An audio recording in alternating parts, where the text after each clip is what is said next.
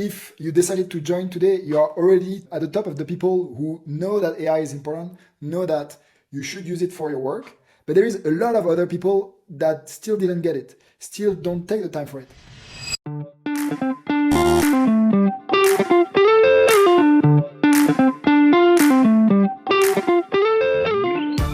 Now, a quick introduction. I'm your host, Nathan Liao. I'm the founder of CMAexamacademy.com, where we help accounting and finance professionals study for the CMA exam. And also the founder of CPEflow.com, where we provide continuing professional education courses to certified finance and accounting professionals. But today we have Nicolas Boucher as our guest, and I'm so excited because he is the top voice for AI in finance across the world. He's trained thousands of people in person, also virtually, and I'm excited for what he has to share with us today during this live training. So I would love to invite Nicolas to introduce himself to the audience that's watching us today during this live training. Nicolas, welcome. Thank you, Nathan, and welcome everybody who joined today. I think if you decided to join today, you are already at the top of the people who know that AI is important, know that you should use it for your work. And my goal right now is really to train as many people as possible, because I think in finance, we have been really good at using tools. We are probably the best at using Excels. We are really good using ERPs. And I believe that AI for us, we should also be the champion of the business, because we have access to so much data. We know the business, we know all of the other departments. So we should be the ones who are using first AI. And I want to make finance the champions of using AI in business. And that's why today I hope I will make even more champions. And everybody here, I encourage you to go in the chat and ask your questions, because you will make also this mini training much more valuable by just by asking your own questions. And I'm sure the question you will have probably will also be relevant for most of the other users and participants in this training. Absolutely. Well said, Nicolas. That's a great intention for today's training. And no question is a dumb question, as they say. So ask as many questions as you'd like. And to kick things off, Nicolas, could you tell us quickly, very briefly, what is ChatGPT? Why should management accountants be interested in learning about this tool and how it can impact their day-to-day work?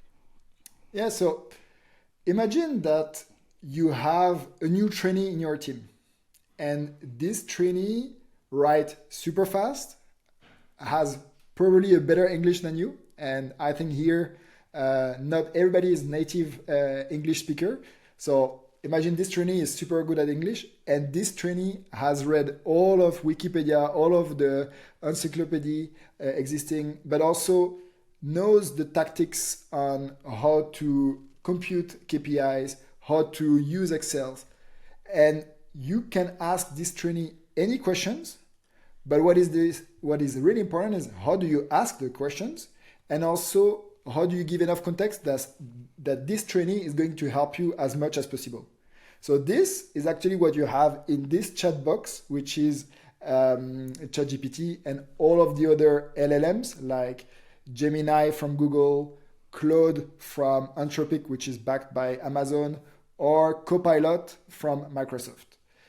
So imagine now all of us, we have access to these assistants either for free or either by paying a few dollars per month. And that's why I believe we all need to consider using it, because it's going to augment us, but not replace us.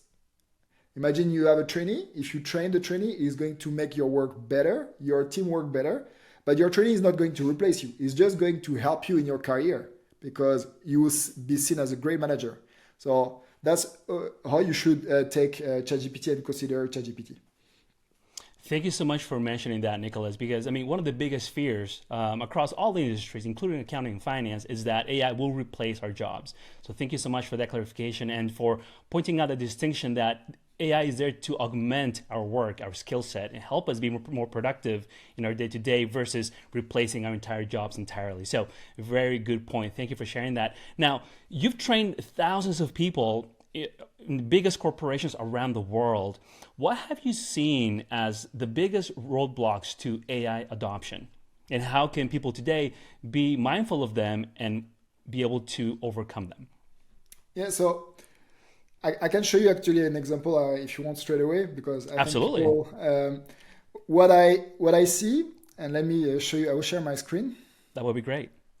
What I see is that we all have been using Google since 15 years, and I see people using AI and ChatGPT like Google. So that's what 90% of the people do. And what does it mean? It means basically that if you want to write an overdue to a client, instead of asking the proper way, you are just typing keywords. And by typing keywords, you get really smart answers, but nothing that you can use. And the first reaction to people that when they use it like this, they see, wow, it writes really fast. Wow, the English is super. Wow, it's super smart. But it's not going to help me. And so they will stop using it, or they will think it's not useful for my work. So now, Nathan, if we were going to work together, you and me, and if I just send you in the chat Dunning letter, and you are my assistant, can you help me with that? I think I could, but I would need more information as to what a Dunning letter is, how to structure it, how the output should look so that it meets your expectations. Exactly. And that's why you need to talk to AI like I said before, like your assistant. And I came up with a framework that people can remember. And this framework, imagine that you want to solve a crime, you are going to call a team, and the team that I call is the CSI team. So CSI, if you are watching TV, those TV shows, is for context. We are going to bring context and saying, I am an accountant. Then we are going to be specific about the problem. So my client has an overdue since 2 months. So that's the problem. But don't stop there. Because if you stop there, there is a high chance that ChatGPT will tell you, here are the 10 ways to solve your problems. But you already know how you want to solve it. You want to send a draft, or you want to send an overdue communication, so a Dunning letter. So if I use this, I will basically make ChatGPT work for me. And now it starts helping me in my work because it drafts straight away what I need, which is a Dunning letter. So all of you can read quickly. And the first reaction I get when I show that to people is, okay, it looks good, but when I read a bit more, I see that it's really standard. And if now we take into account that this client doesn't pay on time since years, then this is not enough because this letter will just go to the bin or will not be read. And so you need to have more impact. And for this, we are going to bring a second team, which is the FBI team. Because if you want to be really top of the users and be good at prompting, you need to use these two teams together. So the CSI teams for context, specific, and instruction. And then with FBI, you have more chance to solve your crime. So the F stands for format. You are going to be specific about the format you need. The B stands for blueprint. So you are going to explain what you expect inside. And it's quite hard to explain what you have in mind. So you could here use words like legal actions. And when you do that, you know your client will react. And you could also use an identity. So make ChatGPT write like a lawyer. So that's in gray, you don't need it all the time. But let's look if I use this formula, this framework, if I have a better output. And now you see already The subject was much harder. We have bullet points with the legal actions. And I'm going to come back. And now, with just the bullet points that we saw below, with legal actions, with what is going to happen, I think if I would be the client, I will probably sweat when I see this letter. And either they will call us now or they will react really fast. What do you think about that, Nathan? This is a fantastic example of taking a general output from ChatGPT and customizing it to the specific case that is required on hand. So, for example, you use a CSI plus the FBI, great analogies, by the way, to further customize the output of ChatGPT to make the content actually useful that you can actually use in your day-to-day work. So I found that to be very helpful. So when you train during your live trainings, what is the aha moment that people usually get by watching these analogies and these comparisons and these frameworks? So what they understand is they need to be more specific. They need to give more context. So that's the first aha moment is don't be lazy about what you write inside this small chat box. The second one, as we could see here, is the first prompt was not good enough. And like you said, if you want to improve it, you need to go a bit beyond that and you need to improve your prompt, or you need to do some iterations.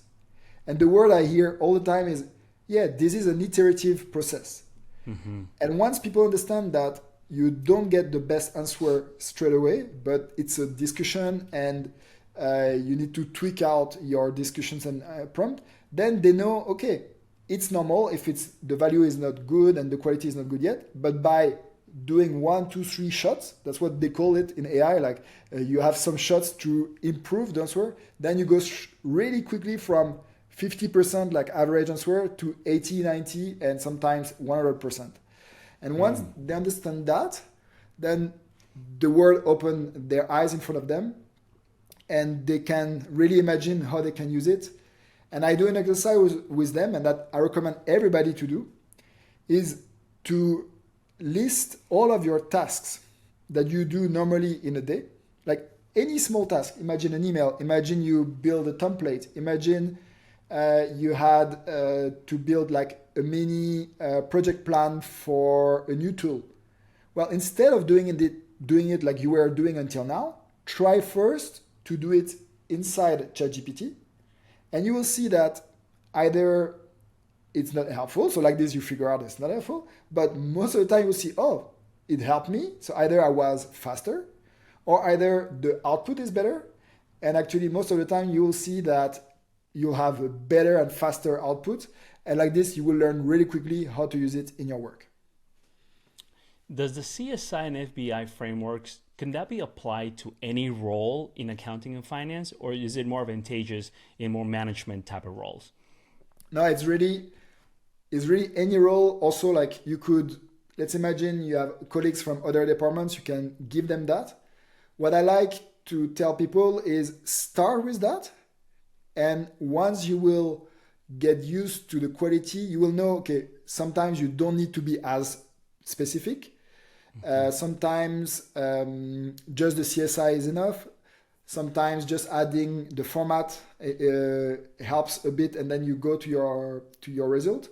But it helps to be like kind of a mini checklist that you have in mind, that you know, okay, like here are all of the buttons I can trigger to improve my output. And for me, what is good with this tool is at any level, from junior to CFO, from accountant to tax to treasury to even HR, legal, you should and you can and you should use this tool. And often when I hear people saying, no, but I can imagine this being used by another department, but I don't think I can use it myself. I don't see any task. Then like I challenge them, say, okay, like tell me what you do. And then we go through the task, say, okay, let's try it together. And really quickly they see, okay, yeah, actually I can use it. I did the test recently. Was somebody who said, okay, I have to negotiate for a new tool because I'm in charge of finance transformation. So I don't think it's for me. Like I'm in charge of finance transformation. It's not for me. And I was telling them, no, let's do it together. Like, okay, what are your requirements? let's ask ChatGPT to list us the requirements. Now let's write the email to the vendors. Then let's try to build a negotiation tactic with the vendors. And really quickly, we had so much, I would say, so much value for this person that she was like, okay, like the brain was racing. And I think just by trying, they saw that it was important to not be too skeptical about it, but try first and then make your own opinion.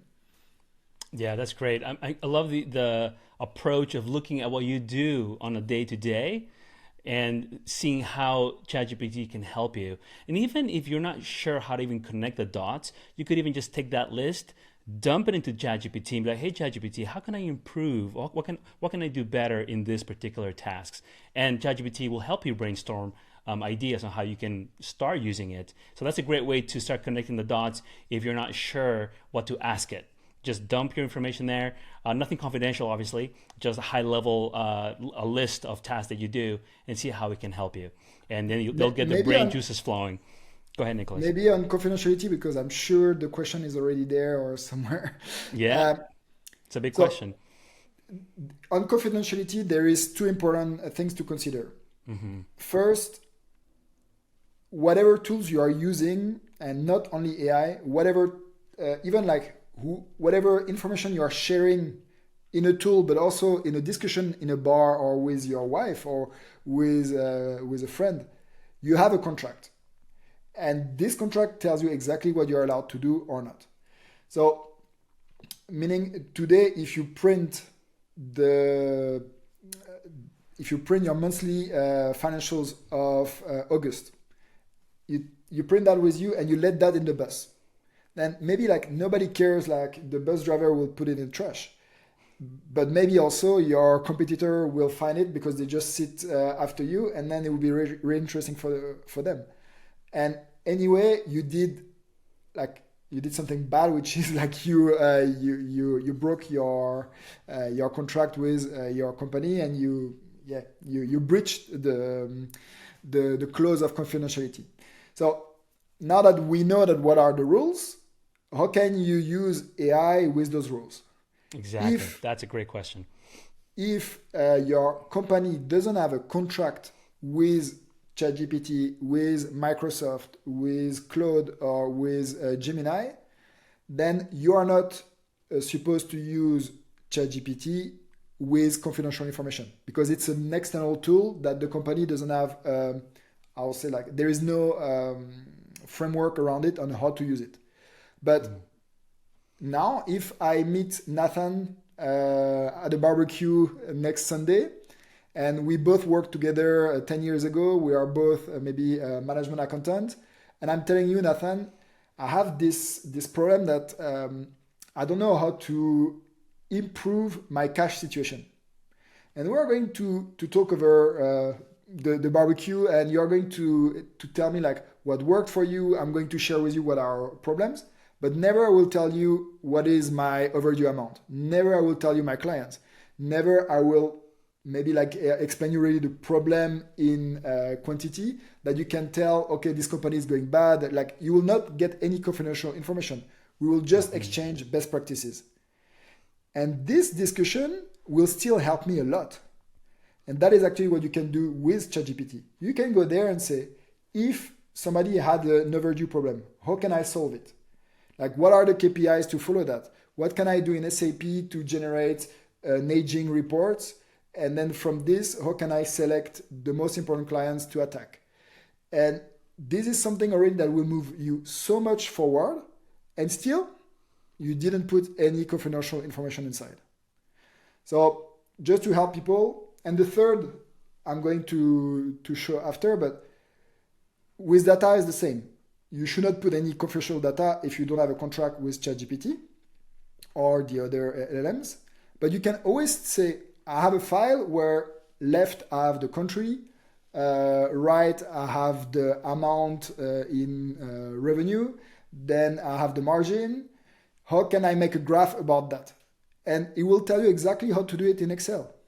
And if after you explain, okay, how can I do complex formula where I see VLOOKUP and all of this, it will tell you because it knows how your file look like. Those are great suggestions, Nicholas, because I know that confidentiality and privacy is a big issue with LLMs, and just people want to ensure that they don't breach any privacy contracts that they have signed. So those are great ways to go around it without disclosing a company name or disclosing financial data that would in some way breach that privacy clause. So everything has to be obviously clean and done with ethics at the forefront of everything we do with LLMs, including ChatGPT. So thank you for bringing that point up. Very important one. There are a couple of questions from the audience. Do you mind if we jump in and see what we have? We can maybe answer a couple of them. Let's see. Let's go with Simonia. Simonia's asking, thank you, Simonia, for your question, by the way. How can you take an Excel file with denial data and identify trends? So in other words, how can you take an Excel file with data and upload to ChatGPT and ask it to help you to find trends? What would you say, Nicholas? So if you are allowed, meaning your company has a contract with ChatGPT or Gemini or Microsoft Azure, what you can do is, and those contracts basically, what they say is, we don't train our model on your data, so we don't use your data. That's what they say, and there is like a page on security that your IT team is going to read, and if they are happy, then they will sign a contract with them. If not, you will not have it. But if you are allowed to use it, then now in ChatGPT, and for everybody, you have ChatGPT 4 where you can upload a file. And you can upload a file inside ChatGPT, and ChatGPT is going to use its really good friend called Python to show to see the trend inside those data. And why ChatGPT is going to use Python? For a lot of multiple reasons. First, those LLMs are generative AI LLMs, meaning that they are there to generate an answer that is the most probable. And if you are talking with finance people, we don't like probability, we want certainty. Absolutely. So, accuracy is so important. Yeah. So and I'm going to show an example. So because of this, what the LLM can do is to generate for you what is the best formula to identify a trend. And then apply this formula in Python, like you will do in Excel or with your calculator, on a lot of data, and then draw the trend on it, and through either linear regressions or just a graph, so that you can see it yourself. If you don't have access to ChatGPT with confidential data, then what you do is you explain how your file look like, and you ask, how can I identify trend in this file in my own Excel file? And then ChatGPT will list you exactly the step-by-step instructions that you can follow to do this work. The only difference is that you will have to click the button, but at least you do that in your own environment, and you don't breach any problem. And it's like, again, if I call Nathan and I say, Nathan, I have to do this work for my boss. I need to identify trend on a revenue file. How can I do that? I didn't give him any confidential information. And Nathan will tell me, okay, like there is this really good formula for Excel. I recommend you to do it like this. And after I will have done my work and I will have learned something. So I think maybe we can show how to do that. I have an example in video because right now the ChatGPT is a bit buggy, so I prefer to show the video. Yeah, of course, to share, Nathan? Yeah, that sounds great. I think everything boils down to asking the right questions to ChatGPT to get the best output possible, whether it's a trend analysis or otherwise. So prompt engineering is the term that we use here, right? When we communicate with ChatGPT. So yeah, please share your screen, Nicholas, and share an example if you don't mind. I think seeing it visually will help everyone understand a little bit better the power of this tool. Yeah, so here we think that we are in the hypothesis that we can upload the data.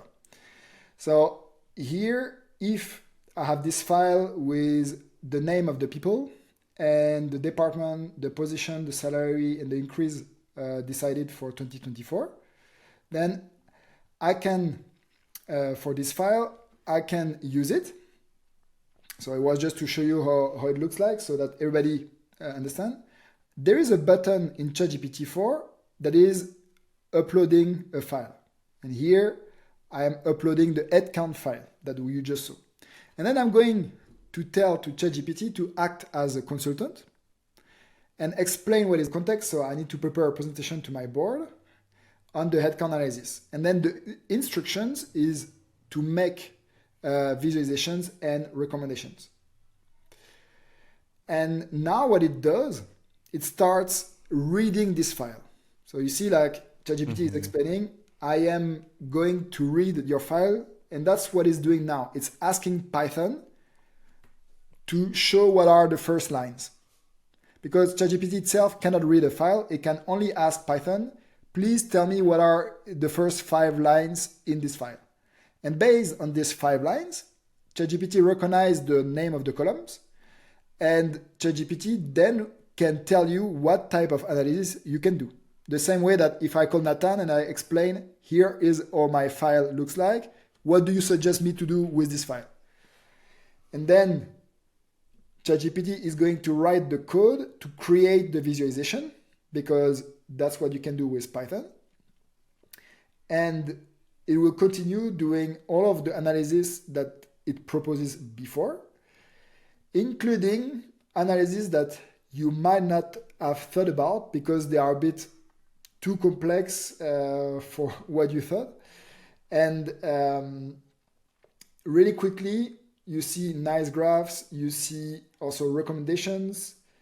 And what I really like here is that if you didn't know where to start, then it gives you like a great basis to start with, and then you can continue by drilling down. You can, like, for example, here I have a big focus on outliers, or you could have a big focus on one department. But at least it gives you a start, and it brings you from 0 to 80% really, really fast. That is incredible. I just want to pause here for a second, because as we see how ChatGPT is generating the output, I want everyone to think about how long would it take you if you did this yourself in Excel without the assistance of an AI tool. Would it be half a day? Would it be an entire day? The power of ChatGPT to be able to do that much output within what? Was it like 4 minutes? Not even 4 minutes. Yeah, the video, you need to check, like we were at the video at 2 minutes 40 now. And yeah. The most impressive, like my aha moment when I used ChatGPT for the first time with data in August, so it was 1 year ago. It was when I got this file that is coming soon, not this one, but the one after, where I saw a visualization that I never used in my 15 years of finance, and I did a lot of headcount analysis. And I was thinking like, this visualization, so this one, this is for me, and I will post that here. Like if you look about it, this is for me the best way to represent how the salary behaves in a company between different departments, and seeing trends, seeing anomalies. Like here in the administration, we see that there is a lot of high salaries. That's the management. And you can see that if you were thinking that in maintenance there is the same salary than production, then maybe because you knew like 20, 30 people that were here, then it's actually not the truth. Like a lot of people in maintenance get a lot of money. And so here, really quickly, you can see trends, really quickly you can see problems.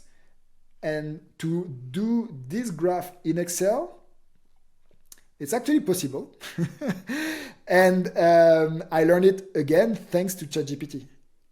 But I would never have thought about this graph if I would not have asked this assistant what is possible to do, and to show me visually also what we can do. Incredible. Yeah, I mean the output. I mean we can even use it as a tool for just education.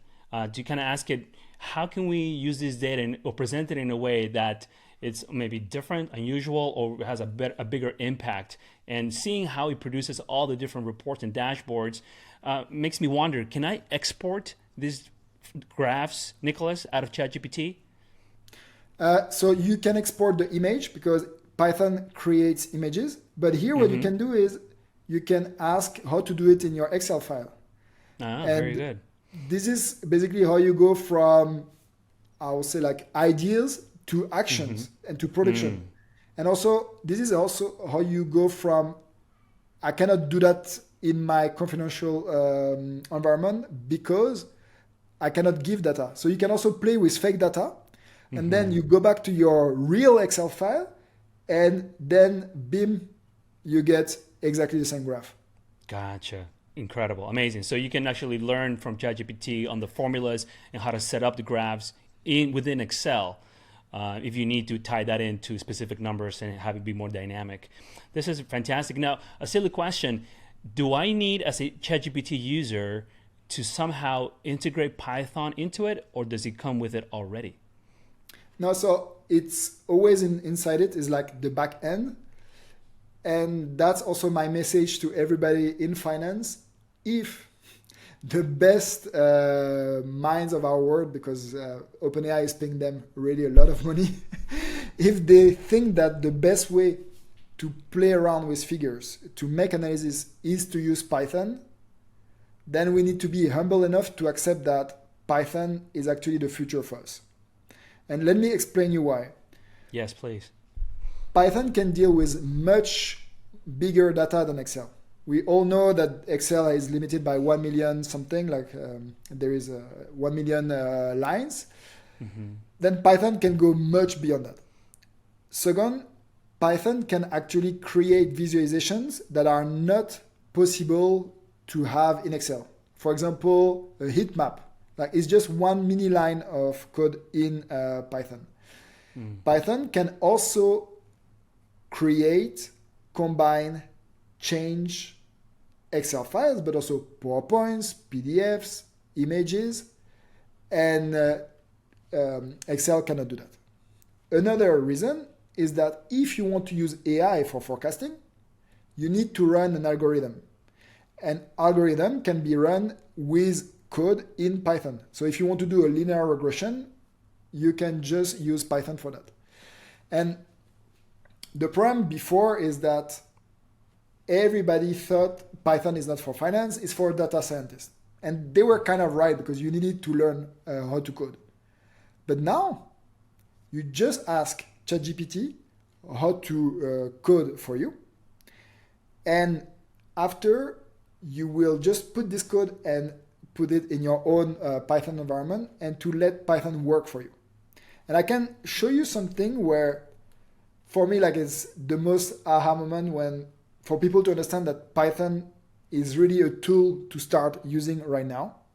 Sure. So imagine please. the situation, a lot of people had that, where you have your sales file for every month or every day, and you need to combine them in one file to be able to do analysis for the year or for the months.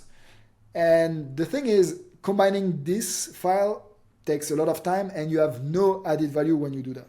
So there is a lot of way to do that. You can use macros, you can use Power Query, but it's still really slow and really heavy. Let me show you how you can do it with AI and Python. That sounds fantastic, Nicholas. And that ties in with a question that I think JM, I think is Jim, was asking. Is that can ChatGPT take an imported Excel file that is huge and create a burn chart with plan versus actual output? So when you're dealing with large data sets or big data, sounds like Python is the tool to go to kind of manage all that. I will pose it. That's the thing as well, is ChatGPT has limitation on how much data it can handle. That's why it's better to code in ChatGPT, but then to run it in Python rather than to run it inside ChatGPT, because you will hit problems. So That's here, a fantastic hack. just to explain the situation, we have our sales data for 2023, and I need to do an analysis on the year 2023. So usually I will go in this CSV or Excel files and then like copy and paste all of them in one file. Well, here, instead of doing that, I will go to my best assistant, ChatGPT, and I will just explain what I want to do with my own words. And that's actually the future of working with machines, the future of coding. You don't need to learn how to program anymore. That's the CEO of NVIDIA said it himself. Like, we all wanted our kids to know how to code, but no, you need to know how to ask the right question, because The machine needs to understand us, not the other way around. Mm-hmm. And here, if I ask, okay, give me the code to combine, is just giving me the code. And now I will go to Google Colab, which is just Google Doc, Google Sheets, Google Word for coding. And when you see the interface, it's really easy. You just need to copy and paste the code inside, and on the left are your files. So here, basically, I connect to my Google Drive where are all of my data. And you can see that the sales 2023 are there somewhere. Yeah, they are there. So I will just copy the path to know where is this data. So I copy first the code. And then in this code, I paste it. Mm-hmm. And the only thing I need to change is where is the data, because ChatGPT didn't know where was my data. So I just copy the path, update that in my code. And once you have done that, and you tell where you want to have it, then you just need to press the little button up left to say play. And what is going to happen is it's going to connect to my Google Drive to have access to the data. But once it has done that, look in the bottom, the executing in seconds. It took 11 seconds to connect to Google Drive and 2 seconds to create this file. So now I have this file. Wow. Mm-hmm. And you can see that I have first January, then I have February, then I have March coming, and I have all of the months of the year. And so that was 2 minutes of work. And the advantage now, if I need to do that for next year, all of the code is already there. I just need to change the file path. So it would be just 10 seconds of work. How long would this have taken you, Nicholas, if there was no ChatGPT to show you the Python code? Well, on 12 files, I think you can maybe half an hour, 1 hour. But Okay. this works with 100 files. This works with 1,000 files. This works Incredible. with 10,000 files. And maybe the processing time will be a bit slower, but it will be probably, I don't know, like a few minutes or maybe less than a Sure. minute if you only have 100 files. And I did that with one time, like 80 files. It was also, again, like 20 seconds. So Incredible. I mean, even if it takes a couple of minutes, it's still much faster than what a human could actually do. yeah. 50, 100 files at a time. So even if it takes a couple of minutes, it's totally fine. That productivity And- just skyrockets with using Python. And imagine I could have said, for the month of March, can you just divide everything by 2? And the code will have just this, because maybe there is duplicate. Or I could have said, can you on top add a column, and each time the product is blue car, then just extract blue. So like this, I know the color. And so you can do data cleaning, data enriching, you can compute. And it's just all of what we are doing always manually. You just automate it once, and then after you can focus on the real work. That is incredible. So this goes back to the initial suggestion that you had about if people are not sure how to use ChatGPT yet in the most effective way, to make a list of the tasks they do every day and start there. Because just as you guys have seen, as I have seen just now, how just a piece of code that ChatGPT generated, Nicola just copied it over and was able to do something that would have taken half an hour, took him only less than 2 minutes. So that's the power of ChatGPT and AI in general. This is going to even become more powerful as time goes by. Here, Johanna says, Python is the future indeed. Fabrice says, Python is the best and the future. So a lot of people are agreeing with you here. Here we have a question from Caesar. Do we need to, actually, I already asked you this question. Do we need to add Python in ChatGPT, or it's already included? So it sounds like ChatGPT will generate the code for you, and then you can take that, copy it over to the platform that you need to run the code in to get the output. But with ChatGPT 4, it has Python included. It's just that, can you upload your own data or not? So that's just the big question. And for me, even if you have a ChatGPT enterprise and that you can play with data inside because your company signed a contract, I was yesterday with the controller of OpenAI in a call, and there was already several times that I talked with her. And even OpenAI themselves don't use ChatGPT for calculation. What they do is they ask ChatGPT, give me the code, and then they run it in their own environment because imagine how many people have a ChatGPT license. So you cannot run that in a bot. And that's first reason. So the data is too big. Second, how can you audit it? It's like a black box and you cannot come back. So it's not auditable. And third, if you have a manager, if somebody is taking over your job, like you don't really have like a history of work that you can show. But with a Python notebook, somebody like an Excel notebook, everybody can take over your work and then continue working. And also, I think it's not scalable. It's not really fast to always do everything in ChatGPT. It's better to make ChatGPT show you how it should work than build the production solution inside your own environment. Great insights. The first one ties in really well with a question that Catherine in our audience has, which was, what is ChatGPT's margin of error on long financial reports? How reliable is it? So it sounds like even the controller at OpenAI, they use ChatGPT just for the code and run the calculations outside that environment. So Catherine, I hope that answers your question. But if there's anything you want to add to that, Nicholas, feel free. Yeah, like I said before, you should not rely on ChatGPT for calculation. But if ChatGPT is using Python and you can click and see, like, then you can audit the code, and if your data is good and the code is good, then the output is good. But if you don't see ChatGPT using Python, then you can have doubts on the result because it will not be calculated in front of you. It will just be inside the machine as a generated answer. And for really easy calculation, it's okay. You can ask to show you the calculation, and usually at 99% it works, but it will make mistakes. And it's like in Excel, if you have everywhere is hard coded and you don't have formulas, you will have mistakes. But if you have formulas and you change one figure, then you know everything is going to be consistent. Mm-hmm. So here, like for easy stuff, okay. For complex, just let ChatGPT give you either the Excel formula or the Python code, and then do that in something that is made to calculate. Gotcha.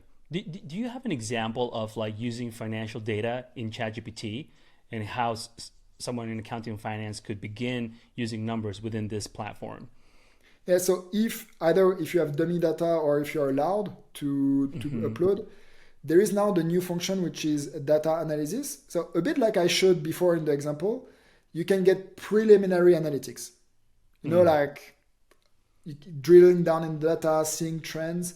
And often, for a lot of questions, doing 80% of the work is enough. And if you had a question from your boss, you need it quickly and inside, that's good enough. If you want to do something that is a regular task where you need to document it, where you need to also base your full decision on it, then start in ChatGPT to get the process, to get the method, but then document it in your real tools that will be auditable and that can scale. Brainstorming, creative problem solving, ChatGPT is great for those, but the actual work, what you're suggesting is to do it off that platform. But it's a great starting point because, like you said, it will do 80% of the work for you in many ways. It will give you 80% of the roadmap to solving an issue and then completing the rest on your own outside the platform using code or using Excel. But at least it will save you so much time from just thinking through a problem versus just going and executing, which is, the name of the game. Imagine you have like a super experienced FP&A colleague, and your boss just came to you and asked you, okay, you need to give me the trend in the sales and explain me why our sales don't meet the budget. And you never did that. And now you have to answer in 10 minutes, but you don't know where to start. Well, you grab your colleague who is super experienced, who is going to do some pivot tables, some formulas, because they know what to look for. And then we'll show you, okay, this is the graph you need to show to your boss. This is the answer. Well, ChatGPT is going to do that for you because you are going to explain, okay, I have this budget was 100, we are at 80. Tell me like what are the 3 clients that made this problem, and then you will find that really fast because it's much faster than us. And like this, you can after proof check if it's right, but you will have all of your response drafted, and for next time you know the method, and you will apply it yourself. And maybe you don't need to go in ChatGPT because applying the method in Excel will be faster for you.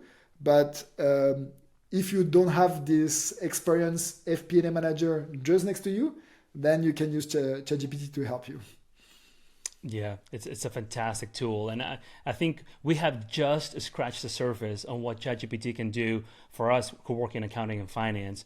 And there's a question here from Pamela, and she's curious about, she wants to know more information about the ChatGPT Mastery for Management and Accountants course on CPE Flow. So Nicholas, this could be a good opportunity to kind of share a little bit more about the course, what people could learn and go deeper with you through this course, learning about ChatGPT and Python and so on and so forth. Yeah, so what we really wanted to do with this course is first a fun course because it's following a storytelling about a vineyard company where you have the CFO changing and somebody coming new in the company, and you need to change things, and you need to use AI for this. And through this storytelling, and through this story, showing a lot of examples. First, like I showed, like emails, so how to prompt. Second, how to write documentation with AI. Third, how to solve problems. So if you need to improve your cash, if you need to reduce cost, how can you use ChatGPT to be your free consultant to do that for you? And then, because it's the most important, like how can you do financial analysis with ChatGPT? Either if you're allowed to put confidential data inside, or if you are not allowed, and how can you use it at the end to be the best at using your tools like Excel, PowerPoint, and Python. And like I think also a big advantage, this course is done on the latest version on ChatGPT, meaning you will see the latest features. You will see also how we tweak the prompting for the latest version. And that's a big advantage because I don't think I've seen other courses with this latest update. Yeah, it's based on the ChatGPT 4.0, which is the latest model from OpenAI. And like I said, through this only 1 hour training session, we've only scratched the surface. There's so much more that you can learn. And if you're interested to learn more and learn from Nicholas and all the different tools that he can help you with and how to leverage this tool in a way that will help you in your day-to-day work in accounting and finance, how you can skyrocket your productivity. As you saw, something that would take 30 minutes, it took like 2 minutes to do. So imagine if you could take that and apply it to all the other tasks that you have on your plate, and how that could help you streamline it and speed it up so that you become even more productive and you stay ahead of the game by using AI tools in your day-to-day work. So if you're interested to learn more about this course, ChatGPT Mastery for Management Accountants, I'm dropping a link to the course in the comments section. You're welcome to go check it out. It's a self-paced course. And if you are a certified professional, accounting or finance, this course is worth 5 CPE credits that can go towards your year-end CPE total that you may need to meet the requirements for your certification. And we're offering a 50% off for everyone here today by using the code ChatGPT at checkout on cpeflow.com. If you click on the link in the comments, it will direct you to the course page. And then if you want to enroll, use this code to get an additional 50% off so you can start learning from Nicholas and start applying this tool more and more in your day-to-day work, because it's changing how we approach our work. It can teach you how to do Python code. It can teach you how to do graphs in Excel, but just asking it. So it almost becomes your tutor, your personal tutor, one-on-one tutor throughout your career, really. And as it advances more, at least you will have a very solid foundation of knowledge and skills on how to use it. So when OpenAI comes out with the next model, you're not starting from zero, but you already have a built-in, a high degree of knowledge using this tool, so that the learning curve is much, much smaller and you are ahead of the game in using and leveraging AI. So let's go over through some Q&A. Nicholas, what do you say? We have a little bit more time. Should we jump to some questions? Yeah, let's go. Let's do it. So let me go. Let's see. Let me scroll down. We have many questions here. Let me see. Purushotham is asking, I'm new, trying to learn Python, ChatGPT. What is your thoughts on that? So on this, I will recommend first the course that I built with Nathan for beginners. Then what you can do is you can take our live cohort course that we have in 1 month with Christian Martinez, where we show you how to use Python and Google Colab and ChatGPT together. And this is really where, on top of using ChatGPT, you are going to automate your financial tasks, because Python is really what will allow you to do that. And what we do in this course, we break the barrier, which is, I'm afraid I don't know how to code. Where should I start? We bring everybody with by their hands, and in 50 minutes, people get their first result and their first code, and the eyes open, and it's amazing. And we show a lot of examples. We show you also how to forecast with AI. We show you how to do visualizations. So this is, you can check on my profile on LinkedIn. This is the Advanced ChatGPT for Finance. So that's basically, once you have done this course with that we are talking about today, which is ChatGPT for Finance, or ChatGPT Mastery for accountants, then the next step is the Advanced ChatGPT, because if you know that you want to include that in your day-to-day, and you want to do it with confidential data, if you want to also forecast, because that's a big component of AI, is not only a chatbot. AI can learn from data and predict trends through algorithms. And all of us, I think we are doing that when we are in finance and budgeting. We are predicting the future, and we are doing what algorithms do, but we can only do that on 1 or 2 factors. And algorithms, they can do that on so much data, they can do that on so many factors that you can get better forecasting. And the tool for this is Python. Excellent. The next question is from Piero, and Piero is asking, can ChatGPT help us model a costing system? What are your thoughts? Yeah. So first, imagine you never did that. You don't know what is the standard cost. You don't know which method of costing you want to use. Then you can start by just using ChatGPT as a teacher or consultant, where you explain your company, you explain your business, you explain also the type of data that you have. And together you are going to build a strategy and a method that will fit your company. Then after that, either you already have an ERP that can handle costing, then you will ask what is possible to do in this ERP. And then if, for example, you are using SAP and you have the proper data inside, then it will guide you on how to do costing in SAP. If you are not lucky and you have to do that first in Excel, well, it will also guide you on how to do that in Excel. And then if you go across problems, if you are not sure, then you will use it really as a peer, a colleague, where you can together exchange and work together on the problem. But what will be important is to give a lot of context, to maybe do it in several working packages, because the question is actually a project by itself. Because first you need to know, okay, what is the method? You need to know where are the data. You need to know maybe if you need to change processes in your company to apply the method, then you need to know which tool. Then you need to know how to calculate it. Then you need to have tests. Then you need to have reports to present it. Then you need to have a follow-up to make sure that your method is still relevant. And all of this is not in one prompt, is a big project, but use ChatGPT to work with you as a project manager and an assistant in this project. Excellent. The next question is from Johanna. Johanna's asking, Can you share the link for the courses, please? I would like to enroll. Johanna, we will more than love to have you in the program. I've shared the links in the comments below, so please click on it, but I'll share it with everyone again right now. And please ensure to use code ChatGPT at checkout to get an additional 50% off on your enrollment. And it is a self-paced course.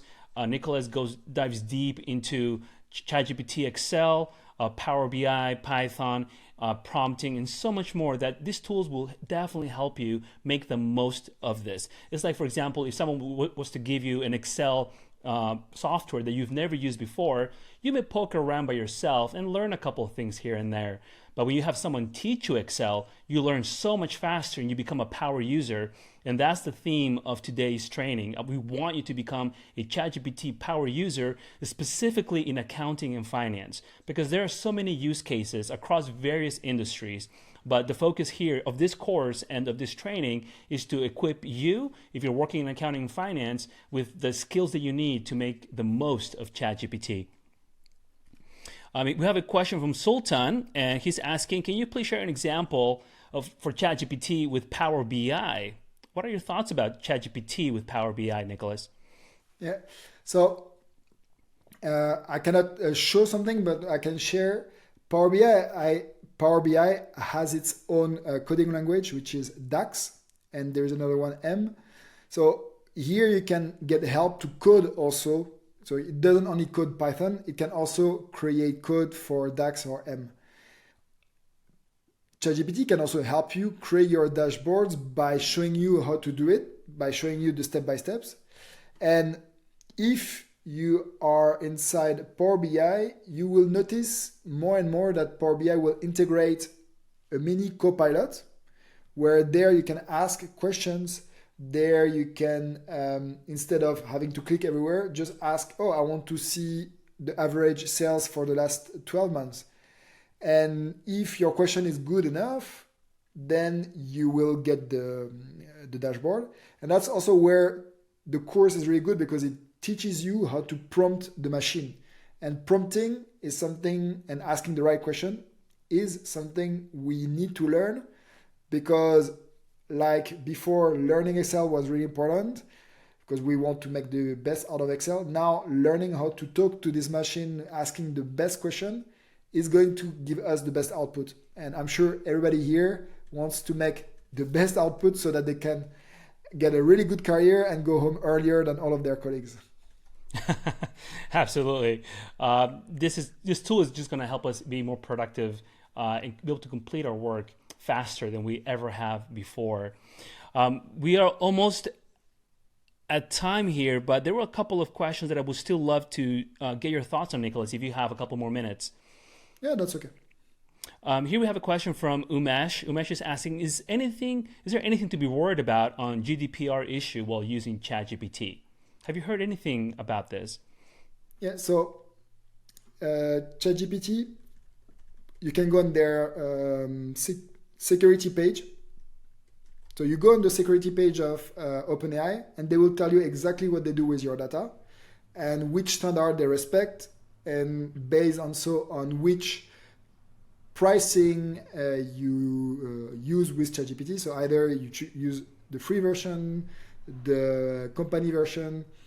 Then based on this, you can choose some options where the security is higher or lower. Especially right now, I think everybody can opt out, meaning that you just say, okay, I don't want you to train on my data. So they don't do anything with your data. And they show, I know that they are GDPR compliant, so they show all of this. The problem is if you do that and if you don't pay, then you don't have history of your chat.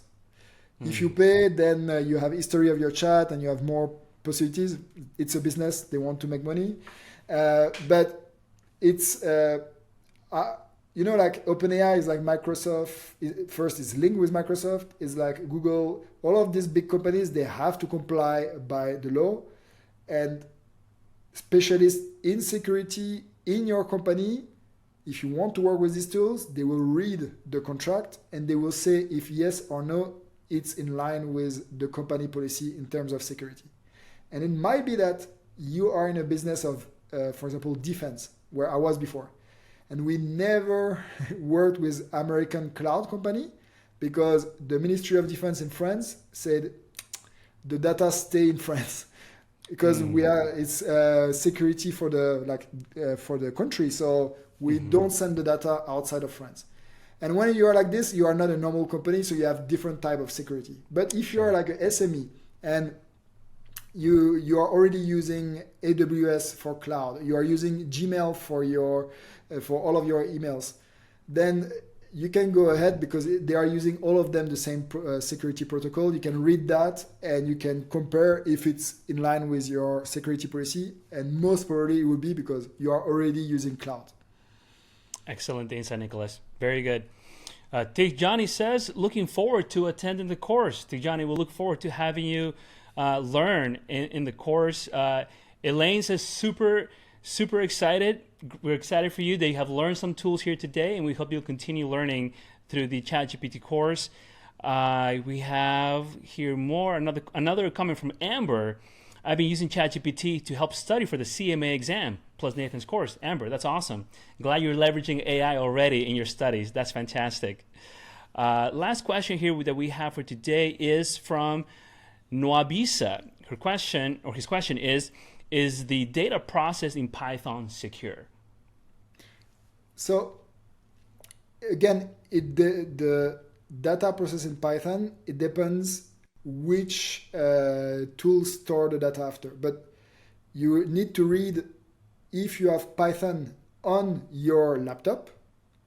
So imagine you have it's called IDE. So the tools where you can run the Python script, they are called IDE. If they are on your laptop, then the data doesn't go outside of your laptop. The problem with that is you need to download a lot of library and then your laptop starts to be heavy. The solution that I showed is Google Colab. And if your company is already allowed to use Google Sheet, Google Doc, Gmail, then your data is just in Google Drive. So if you are allowed to use Google Drive, then it's the same. So again, like Python is not, Python is a language, it's like programming language, is not a tool.